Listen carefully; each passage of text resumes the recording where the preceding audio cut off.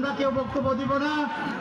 এখানে আজকে যে সভাপতি আছে আমাদের মাঝে, সারা আমাদের দেখবে, আমরা সবাই ভোট দিতে যাব, আমাদের নিজস্ব ভোট দিব।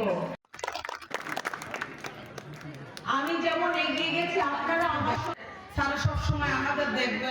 আমরা বেঁধে আমাদের এই পুরুষরাও সেবা করবে, আমরা মহিলারাও সেবা করব।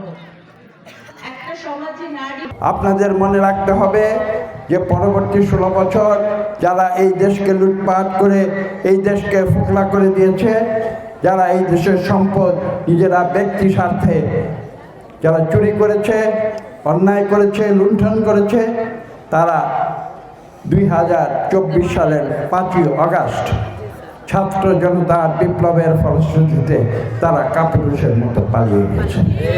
কাজে আজকে কিন্তু সেই ব্যবস্থা আর ফিরে আসতে দেওয়া যাবে না। আমরা ভবিষ্যতের দিকে তাকিয়ে আছি। আমরা চাই এই দেশকে আমরা উন্নত বিশ্বে একটি সম্মানজনক জাতি হিসাবে পরিচিত করাবো, দুর্নীতির দেশ হিসাবে নয়, লুটপাটের দেশ হিসাবে নয়, স্বৈর শাসনের দেশ হিসাবে নয়, একদলীয় বাকশালের দেশ হিসাবে নয়।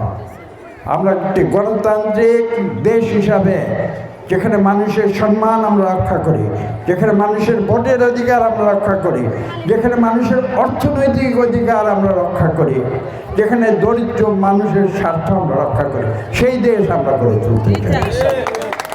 কাজে আপনারা আমাদের সঙ্গে থাকবেন। আমরা যদি কোনো ভুল ত্রুটি করি বলবেন যে এখানে ভুল হচ্ছে, আমাদের সংশোধন করে দেবেন।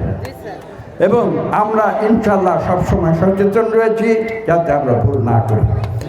আমরা এই দেশের সকল মানুষের কল্যাণে আমরা কাজ করে যেতে চাই।